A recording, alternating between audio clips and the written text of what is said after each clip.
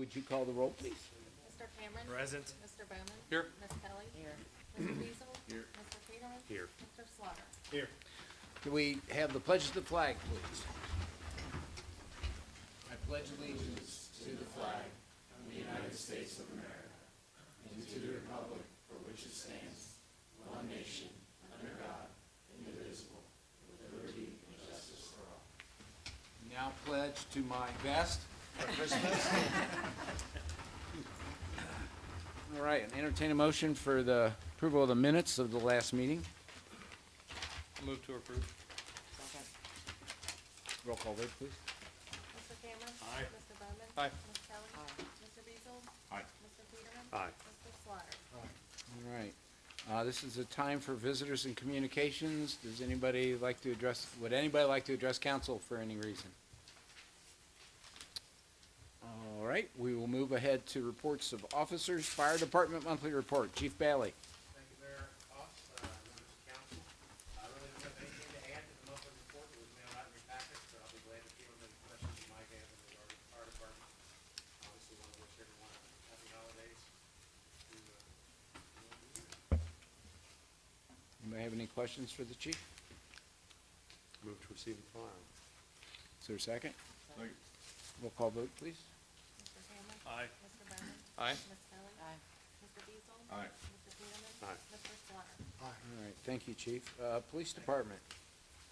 Mr. Mayor, the only thing I'd highlight from our monthly report is that during the holiday season, we always take any opportunity we can to remind the public, grab those packages off the doorstep when they come in from eBay and start getting Amazon.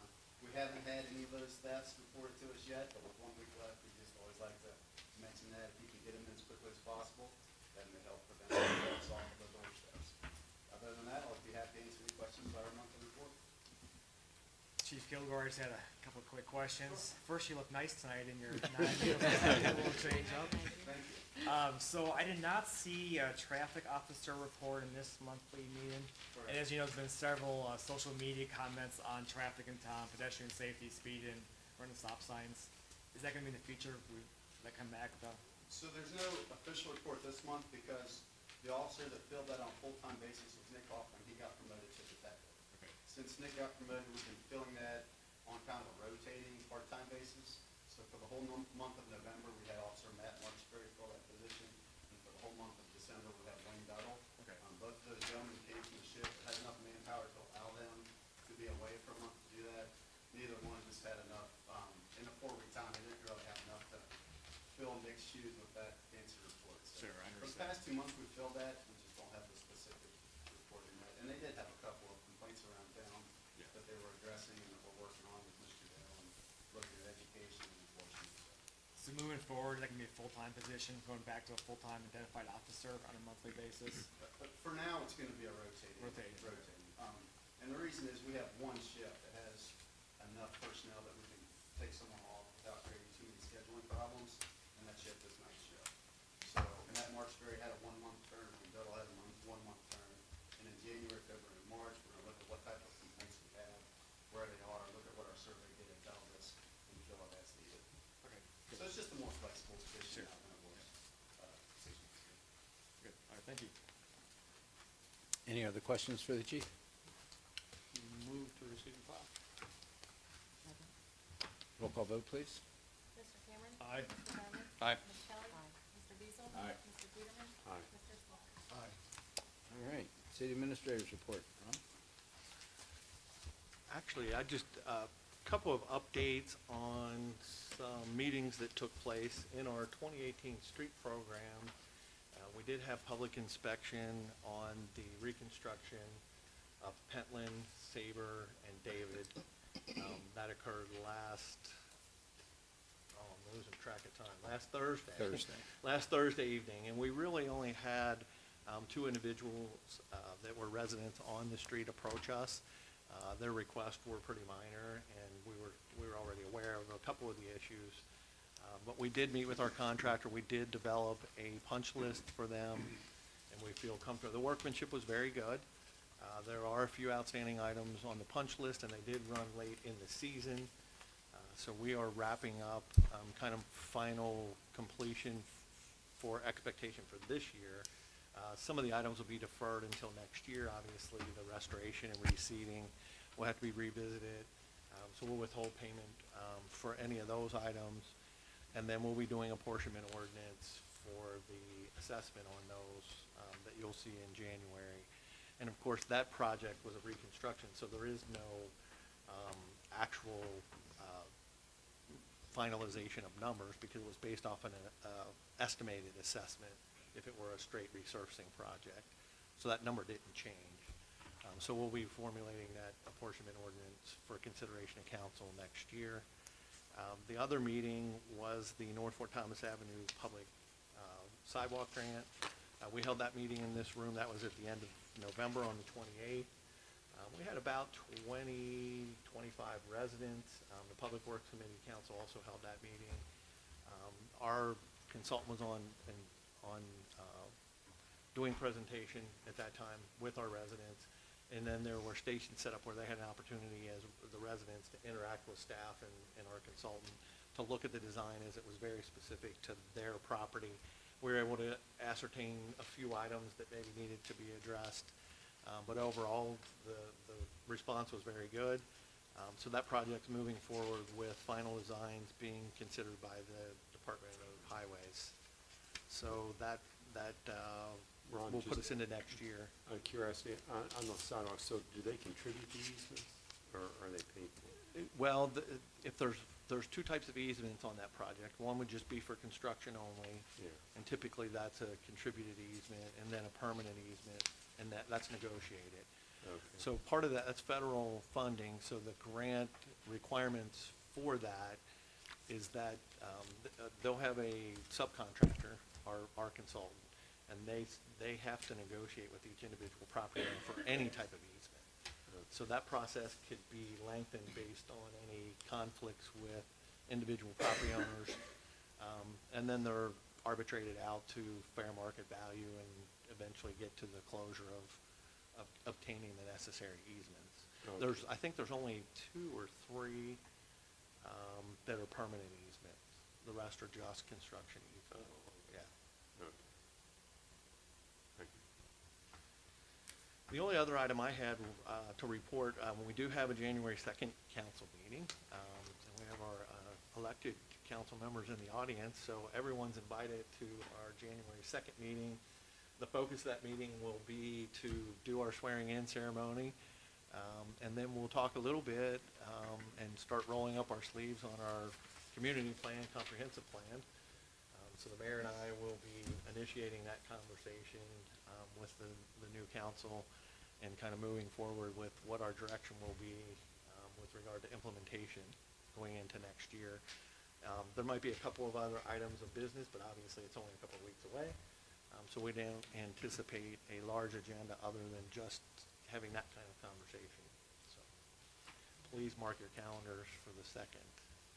And then we will not have our regular January meeting, but we'll be talking about committees and potentially having maybe some of the committees meet on that evening. And that's all I had, unless anybody had any questions. Okay, we'll go down to new business. Tell us about the health plan. Yes, we have previously reported to council that we went to a self-funded plan, and Joe can jump in here at any time. Joe's been my cohort in crime with our research and implementation of our health plan. The long and short of it, the self-funding is a big step for the city, and it's not unprecedented. A lot of communities in Northern Kentucky use a self-funded plan. It's a reference-based plan in its simplest terms. We've worked with our union groups and our employee committee that is required under some of the working agreements that we have. So the employee groups were brought into the process pretty early in terms of the conversation. And really the bottom line is it's a great opportunity for the employees and the city to collectively work together and save money in the cost of our health plan. And that's the underlying concept that the self-funding provides. The employee groups have bought into the idea that they have some stake in the outcomes at this point, and the city has an opportunity to change the plan as we move forward that allows for cost savings within the plan. Under a traditional fully funded process, there's really nobody trying to save the plan money, really, after you subscribe to an insurance carrier. They're making money, the brokers are making money, they're commissioned off of the overall cost of the plan. You know, everybody that's using it, the employee groups don't have a stake in the outcome. Once the plan's established, they take advantage of what the plan provides. And there's not much incentive for them to do things a different way. So there's a large educational component to this. We're working with our employee groups. They've embraced the concept of it. So I think we'll see really strong participation from our employee groups. You know, it's going to be cyclical. There's plenty of testimony. There's plenty of, you know, cities that have successfully made this transformation. I'm excited about it. I know Joe's excited about it. I think our employees feel like the direction that we were going every year was in the wrong direction. They were conceding, and the city was conceding just to keep cost at a minimum. So I think everybody recognizes the potential for leveling that off. It's been one of the two real, you know, giant obstacles in our budget has been our healthcare coverage, the pension, which is a different topic, but we really feel like we at least have an opportunity to level off some of that outcome in terms of where we end up in total costs for providing our healthcare. I didn't talk a lot about specifics. Certainly, if you have any questions, we can get into that conversation. You look at the overall cost, and generally speaking, you can see the renewal costs in there were over 40%. That was for re-upping and for changing carriers. We've seen that in the past. We've never had to experience that fully because we would dissect it further and cut the plan and what it offered, and you know, we've had our employees contribute more. This does call for a 14.38% increase for our employee contribution, but the plan is stronger, or potentially is stronger for them. And again, their usage is a key component of that. So, the dental and vision are pretty minimal coverage. Well, I shouldn't say pretty minimal coverage. The dental is pretty comprehensive. The vision is pretty basic. It's just, you know, structured to allow for a wellness visit, I guess. And that takes me to another point. One thing that we've been insisting from a management level is that we want a wellness program in the plan, and that's been adopted. The employee groups have adopted that, so that is also a component, is there is a wellness program, and we're defining completely how far that goes, but it can become incentive-based for them to do all the right things within the plan that saves the plan money in the long run. So that's kind of where we are, generally speaking. I think you know, we can't sit here today and the one difference being, you know, we knew what our subscription rate was. Our overall cost this year is really based on our usage, and that's going to be every year moving forward. The great find in that is that we will have the information now, because we own the plan, that we can make the necessary adjustments to the plan to make sure that it's not running outside our bounds in terms of overall costs. So do you need us to take a vote on that? Yes, typically, and again, contractually, we have to honor the recommendation from the Employee Insurance Committee. So that's the recommendation you have. I just have a few questions, Ron, if you Sure. don't mind. So this 1.167 number, that's the total aggregate stop loss number the city could be responsible for? No, the 1.167 is actually a combination of the fixed costs, which makes up fixed costs being stop loss and administration costs, and the projected claims. Okay. So that's that 1.167 that represents the 14.38%. So what is our total aggregate stop loss, do you know, offhand? So And it- aggregate stop loss, the total fixed cost of that 1.167 Yeah. are $600,000. Okay. And I actually have, if you'd like to see it, I actually have every bit of that information. Unsurprisingly, but yeah, the total aggregate stop loss is really quite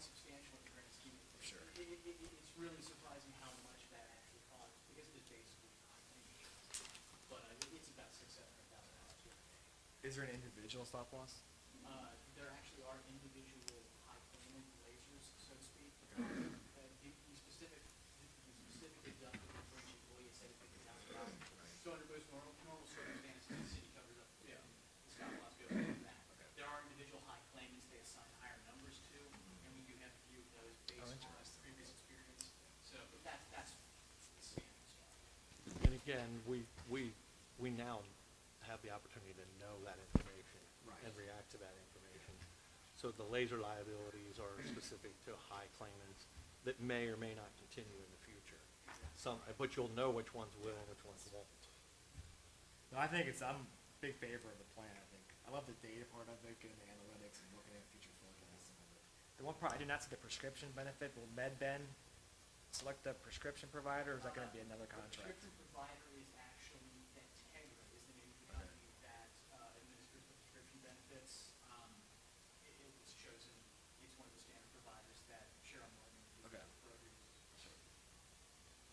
Is it through Pan American or is it through United?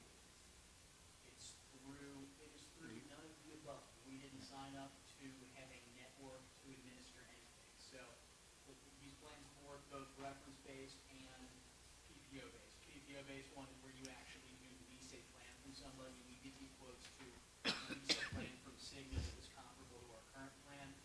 The costs actually were higher than the reference-based plan. With the reference-based plan, literally the plan document, it's the city of Fort Thomas is we are the plan. We are the insurance for all intents and purposes. So how is that gonna work with your employees if they go to see a specialist or a primary care physician and are we considered in-network or out-of-network for them? There is no network. The way it basically works with the reference-based plan is that you have direct contracts with large health providers, direct contracts with Singing, Christ, with TriHealth. So there really is no network provided you stay within there. There is the potential if you go outside of those groups for balanced billing, but MedBen who administers the claims, and if it gets past MedBen, they actually contract with a company who negotiates the costs. And the reference-based plan is based off of Medicare plus a percentage, 180% of Medicare, 150% of Medicare.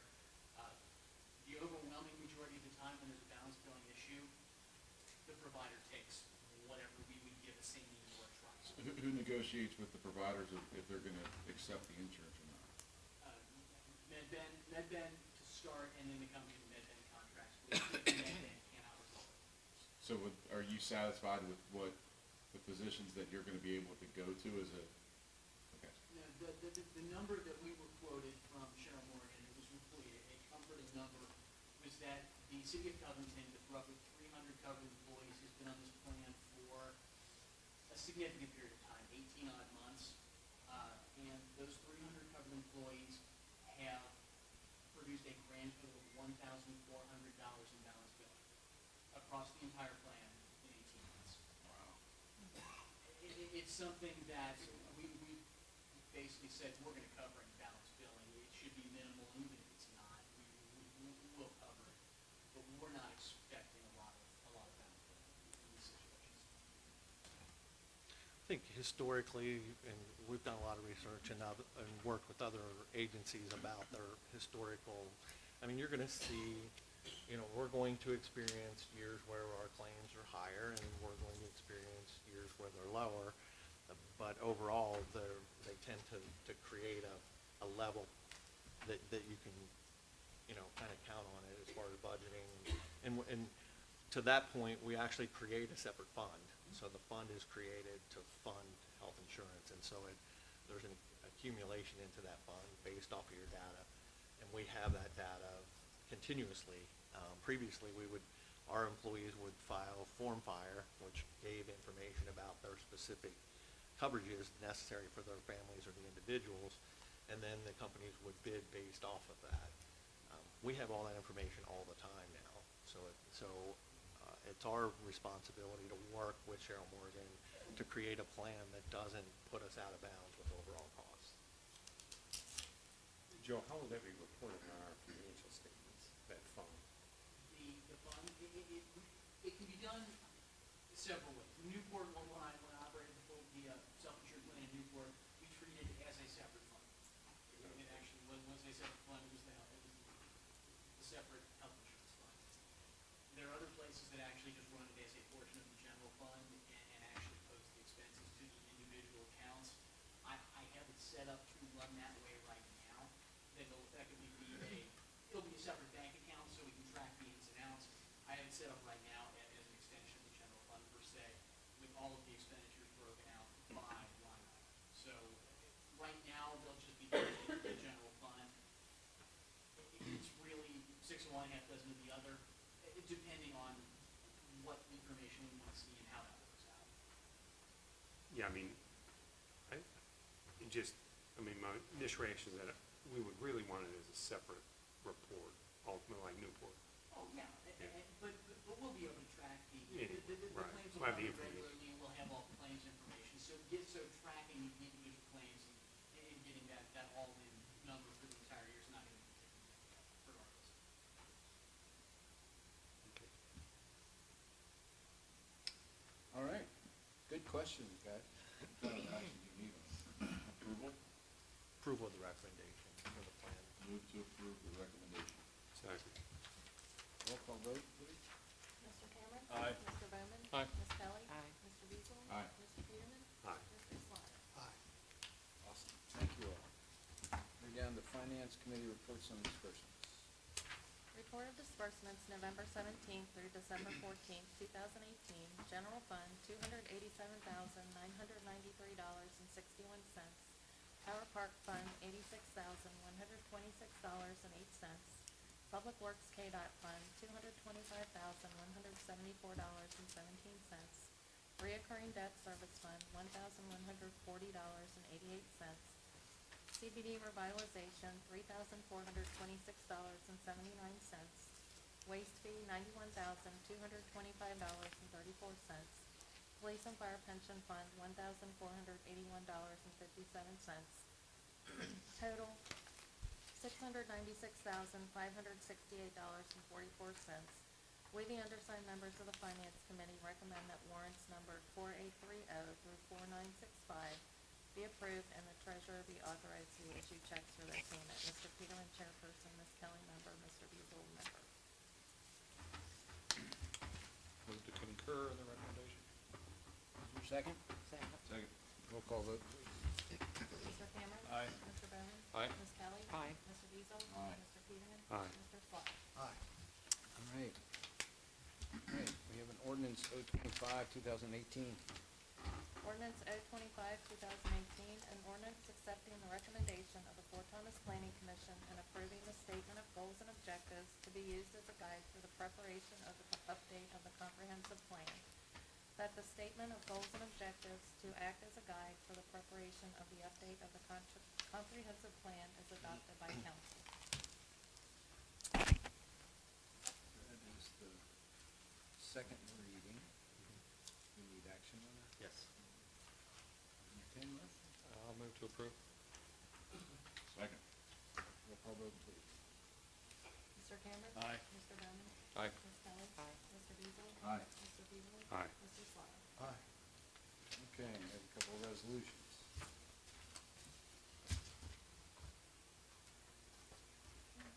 Resolution R04, 2018, a resolution of the City of Fort Thomas, Campbell County, Kentucky, authorizing the mayor to make application for and upon approval to enter into an agreement with the Federal Emergency Management Agency, FEMA, to execute any documents which are deemed necessary by FEMA to regulate, to facilitate, and administer the project. Funding request for regional radio grant for a total of 10%, $84,792, with a purchase price of $847,924,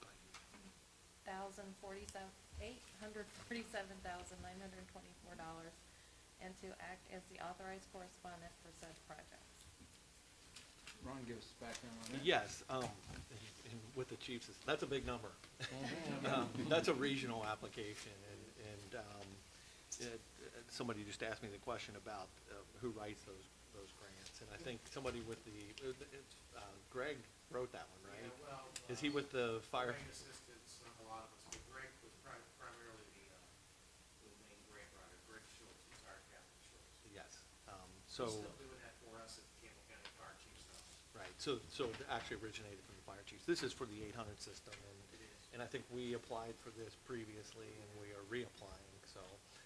Fort Thomas is acting as the conduit for all of the members, so that's why the number's so big. So We're not our responsible for portion all is- that. We would be, the proportion to relative to what we're purchasing. So it's creating purchasing power and an opportunity to have a larger grant.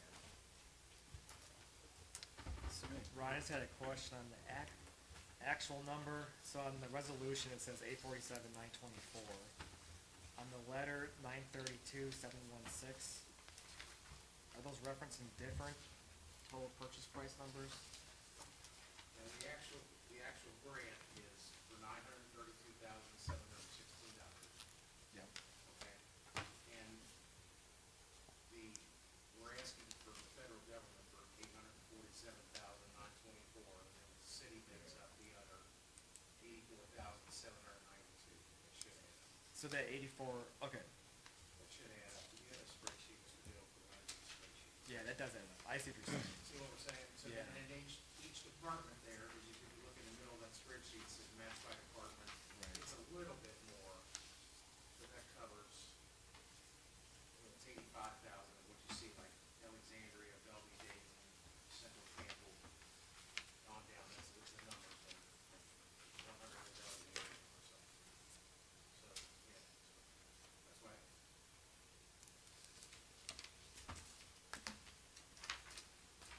So it ends up to about 85,000, so it's about $500 above. Pretty good. Chief, are any of the other, are they making the same application in the other counties? No, they elected not to this time. Kenton and Boone elected not to apply for the grant. That doesn't make any So we sense. said, we're going to apply again because there was no reason to buy those, and I've talked to Chief Kilgore on a number of occasions on the police side as to when to buy these. First indications were that this radio system was gonna be ready to go in April. It's not gonna be ready to go in April. They're obviously not going to at least accept the radio process or the radio itself until the leaves are on the trees and they check everything, because that makes a difference with 800 frequency, and you can't check it in the middle of winter. So they're putting up the towers, and so basically, I'm thinking that the middle to latter part of 19 next year is when this thing will go online. So there was no reason not to try to get federal government money for all of us. So we elected in Campbell County as the 10 fire departments to try one more time for the grant. And we've received a lot of good feedback. Greg is really good at this, as you well know from the years of being here and writing grants and helping us get grants here. He's got a pretty good insight with some people up there. That's not to say we're gonna get this. But they told him a couple of things he needed to sharpen his pencil on and how to do that. So of all of them we've done, I really feel really good about this grant. That'd be great. Again, we just need to keep our fingers crossed, but I think there's a good chance, a good chance this time. And they told him where to make those adjustments, and he did. Okay. But Kenton and Boone elected not to do this. And So I that see no system, reason why, because the reason to buy radios now, right, we can buy them in early 19, early to mid 19, and still be in good shape. and the system all goes live at once? I mean, there's not gonna be any overlap, or I don't recall Well, exactly. it'll go live. We're still gonna keep the VHF and the UHF Okay. systems running Okay. as backups. Example, for VHF, we have to keep it running because that's what sets our pagers off. Oh, The 800 system, we're not gonna be paging on that right off the bat. So we'll have to keep the VHF for us and the UHF for the PD, and then Okay. it'll be kind of backup systems. But Okay. when the 800 system goes on, it'll go on all at once, and, police and fire will be able to talk, and, obviously work through the bugs. We'll put it in a temporary scenario first, but it'll go on the air all at one time. But we'll still have a backup system okay. that we have now that we're operating Thank you. for a few years. Mr. Bill's been very supportive, and we appreciate it. Any other questions? Move approval? Is there a second? Or do- Roll call vote, please. Mr. Kayla? Aye. Mr. Bowman? Aye. Ms. Kelly? Aye. Mr. Diesel? Aye. Mr. Tiedemann? Aye. Mr. Slaughter? Aye. Okay, we have another resolution for another application to FEMA for an exhaust fan for the bathroom, I think. Okay. It's an expensive exhaust fan.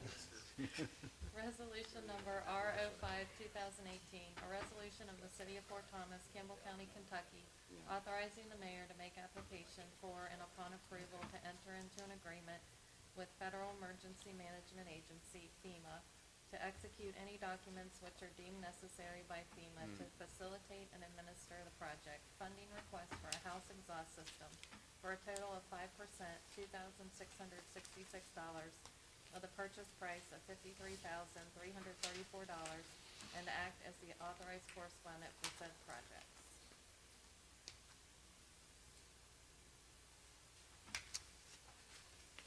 Move approval.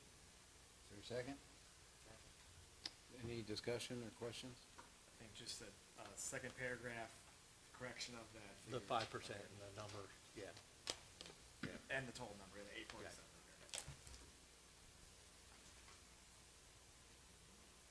Good catch. He's on it. All right, roll call vote, please. Mr. Cameron. Aye. Mr. Bowman. Aye. Ms. Kelly. Mr. Weasel. Aye. Mr. Peterman. Aye. Mr. Swett. All right, we have municipal order. Municipal Order MO 11, 2018, a municipal order appointing Roger Peterman as the Board of Council Representative to the Ohio, Kentucky, Indiana Council of Governments. Roger, did anybody ask you if that was okay for you to still do that? I thought that was a mayoral appointment. Well, it is, Okay. isn't it? I think it has a municipal. Oh, it's a municipal one, okay. So So you're not on the yeah, okay. Okay, Move approval. second? Somebody wants Second. All right, roll call vote? Mr. Cameron. Aye. Mr. Bowman. Aye. Ms. Kelly. Aye. Mr. Weasel. Aye. Mr. Peterman. Aye. Mr. Slaughter. All right, now, we're not adjourned yet, hang on.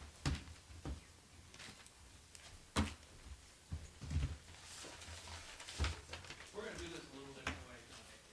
First of all, best dress goes to Casey Kilgore. I concur with that. Debbie and I are gonna tag team a little bit, and we thought it might be fun, at the last council meeting in 2018, and having a couple of council members who will not be part of our group in 2019 to go back and look at some of the accomplishments over your last two-year term. We have some new council members in the audience, and Sam's actually gonna join the staff after the first year and helping us, so we have a lot of good players here moving forward, but we wanted to take a little peek back. So Debbie and I are going to kind of tag team and just hit some highlights. We've got some pictures, no embarrassing photos for anybody, I don't think. So we'll see if we can get through those. But it's actually was kind of a neat exercise to go back and look at, you know, all that's been accomplished in the last couple of years. And it's pretty impressive. So you all should be commended for all your efforts, your leadership. We've accomplished some really great things, and the city's moved forward in some really significant ways. So we're just gonna throw them out there, and Debbie and I have not rehearsed this, so we're just kind of putting this together on the fly, off of a list. So obviously, the first item is the crosswalks that we've talked a lot about.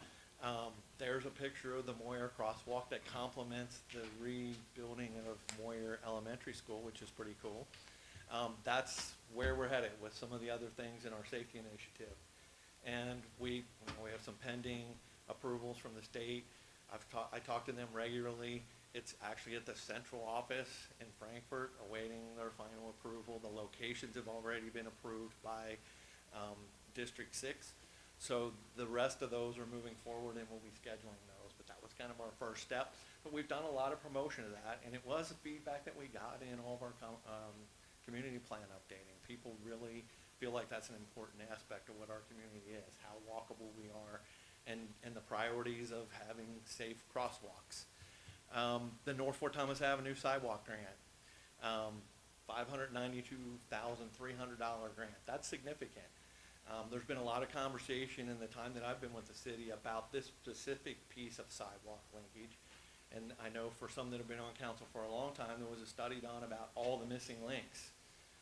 Again, in our community plan, high priority. So this is a real step forward in accomplishing some of that priority. Next item we had, school resource officer. Again, great leadership by the council, stepping forward with the SRO program. Zach Rolfer has done a great job, and they love him, look.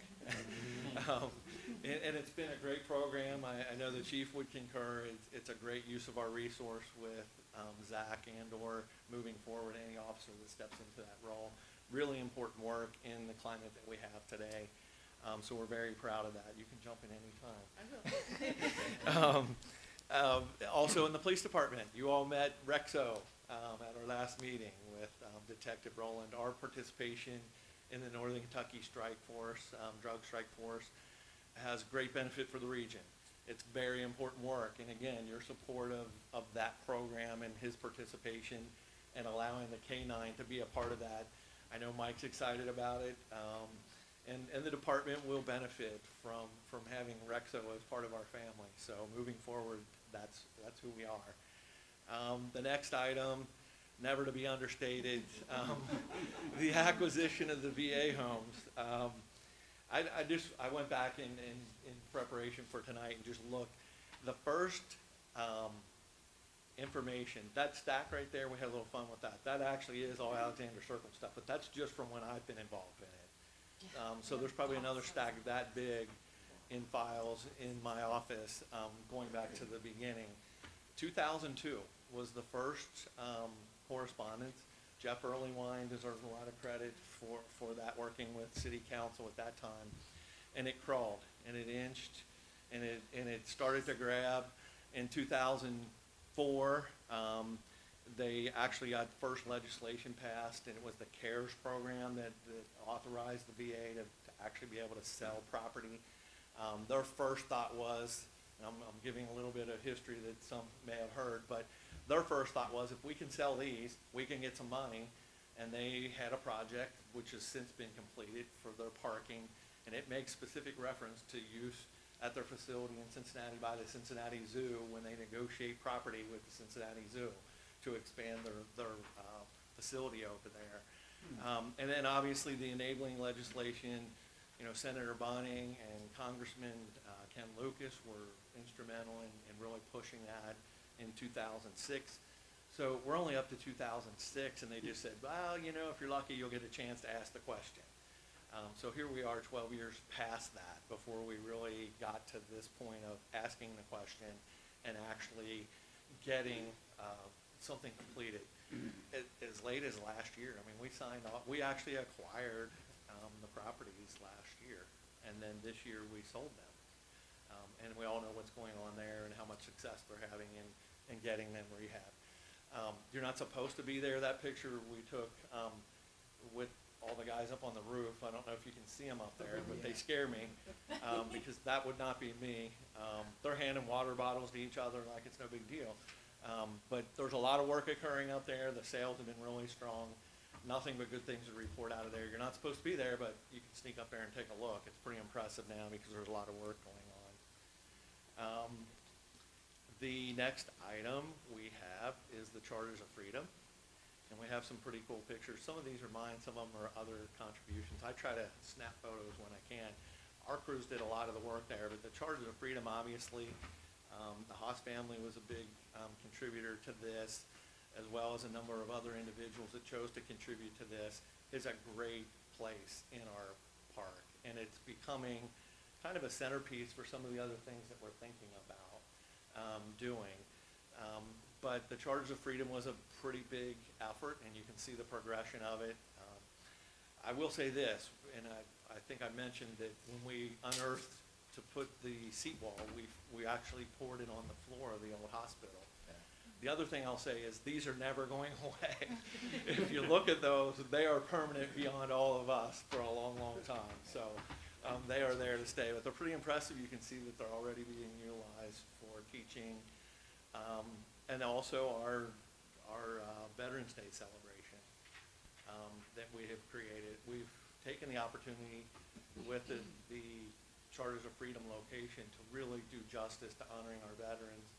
We've been able to go back in the history of Fort Thomas and find a way to really pay tribute to veterans. And I think we've done a really good job the last 2 years making that a tradition that will last in this community.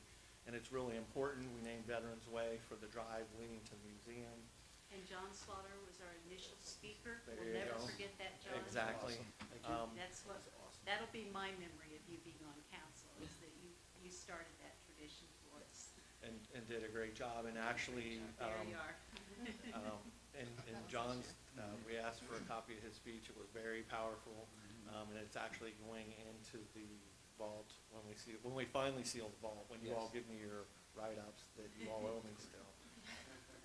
That was homework that we all failed on. But it's not too late, so remember that. But we thank you, John, certainly for that. And we'll memorialize that as part of what the charters is. I think this year also the banners really helped with continuing the military tradition. And we've had so many wonderful comments back from people. Not backwards, back. Yeah, those are backwards.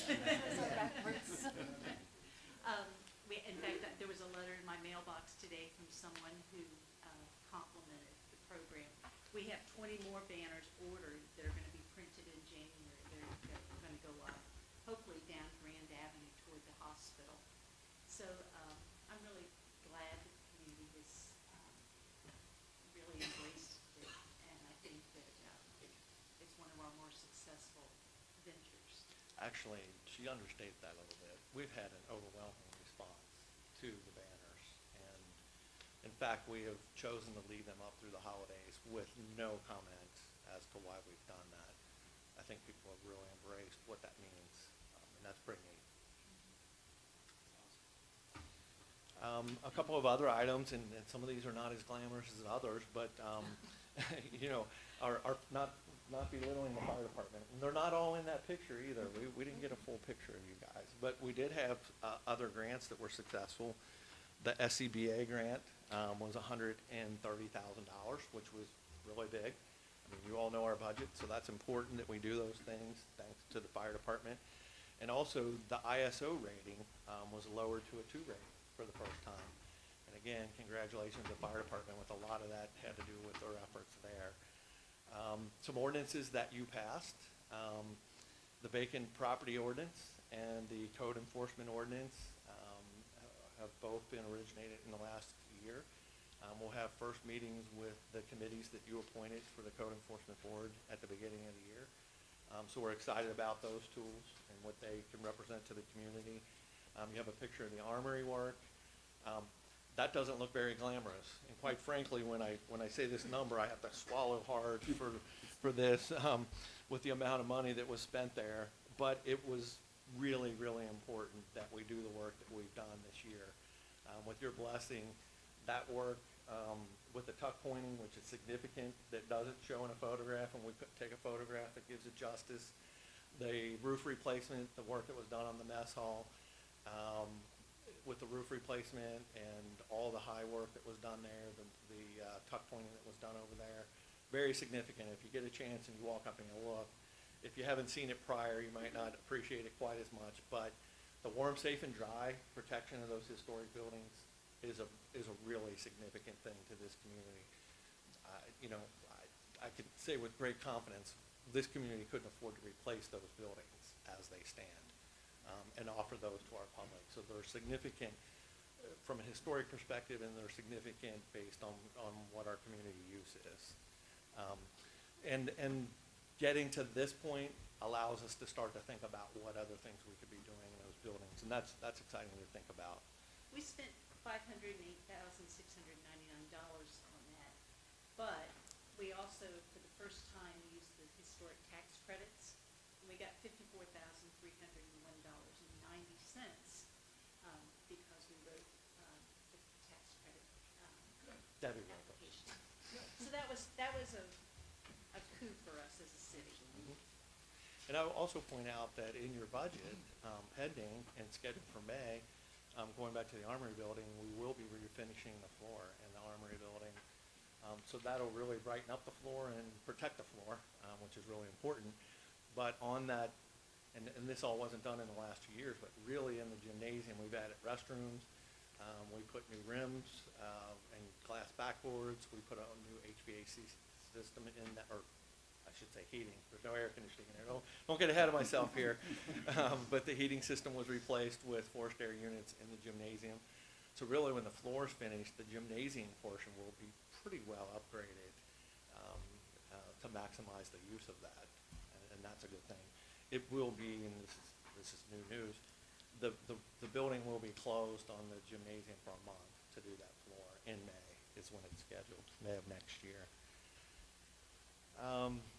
The next items, obviously, we do a street and sidewalk program. That picture is from today. So, we did our inspection last week, and the sidewalk and street program is over $900,000 in expenditures over the last 2 years. Obviously, the reconstruction projects cost a lot more money. We did $560,000 worth of reconstruction of streets this year. And then we did sidewalks and stabilization project on Burnt Ridge is all part of that street and sidewalk program. The Highland Park Ball Field represents one of those great partnerships that we've done with the school. The photos that you have there are under construction. It looks pretty less than overwhelming in terms of appeal, but that's when the real work happened. But quite a transformation on the ball field. Again, bringing in other partners is part of what we do here.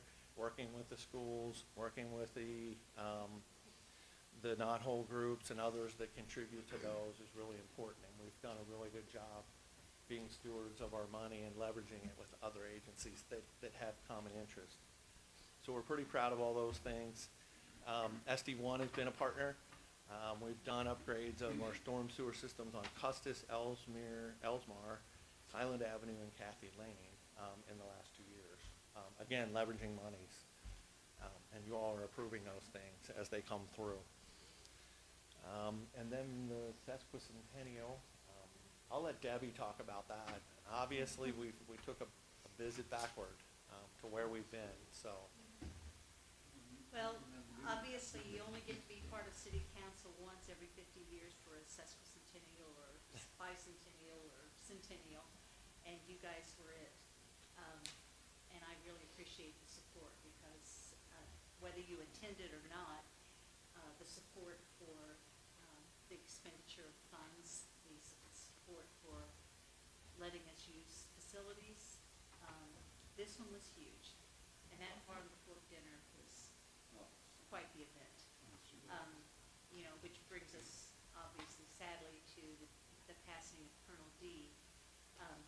It's odd that the night before he passed, he had called me to talk to me about the possibility of doing another one of those dinners. Mm-hmm.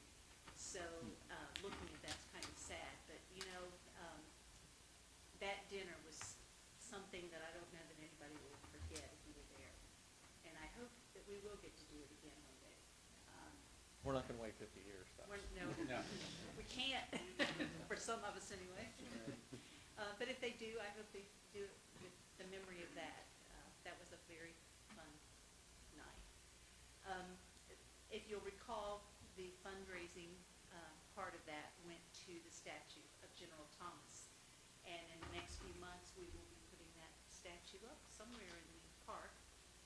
We are thinking that we're going to change where we plan to put it, partly because of the Charters of Freedom. You saw the picture with all the kids sitting around the benches of the charters and being taught. And if you'll recall, many years ago when I first started, we started talking about creating a historical destination of the Midway District because of the history of the fort. Charters of Freedom has really changed. We have the historic walking tour. We have so many things in the South End now that really make people recall the fort. And when you stand there with Chris Manning, and he's doing this with the tower and the armory and the mess hall and the Charters of Freedom and the museum, you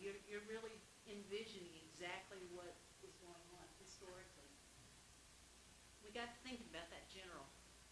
He really needs to be somewhere within that area. So we're looking around, and we're gonna wait for Chris to do his magic and kind of tell us where the general belongs.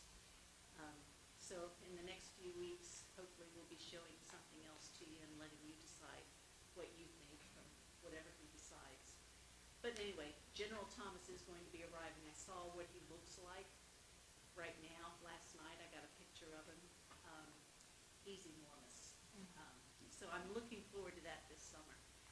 The sesquicentennial was just kind of mind-boggling.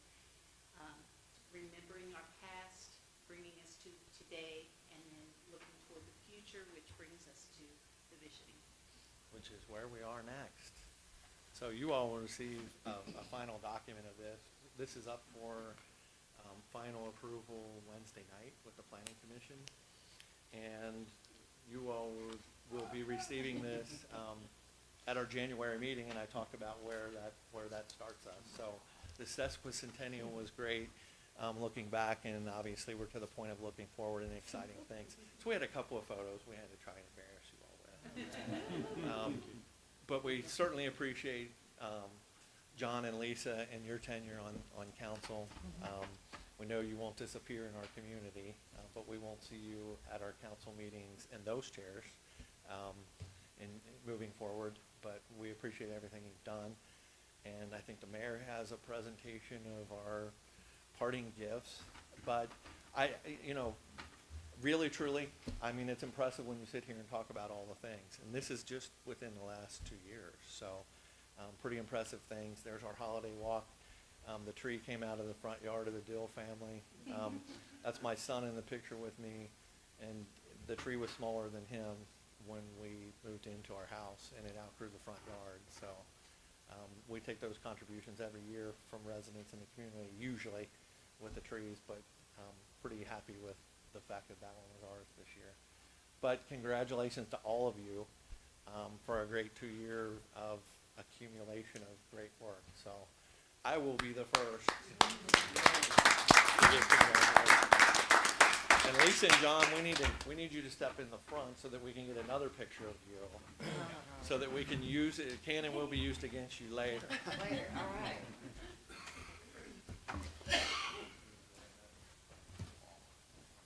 And we brought cupcakes to celebrate them.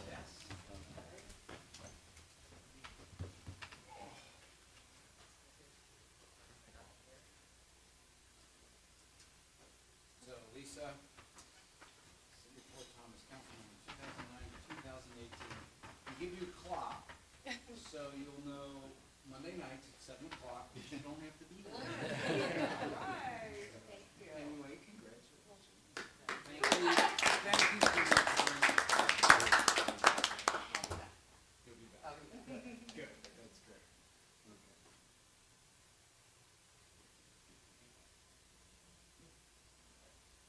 No, wait, I should have taken my holiday. 2016 to 2018.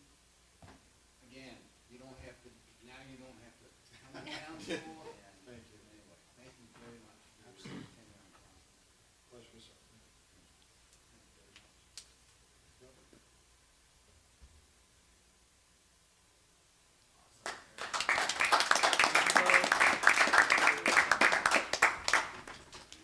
Anybody want to add anything? Did I miss anything? Cupcakes. Come on. I guess Happy we holidays, adjourn everybody. and, yeah.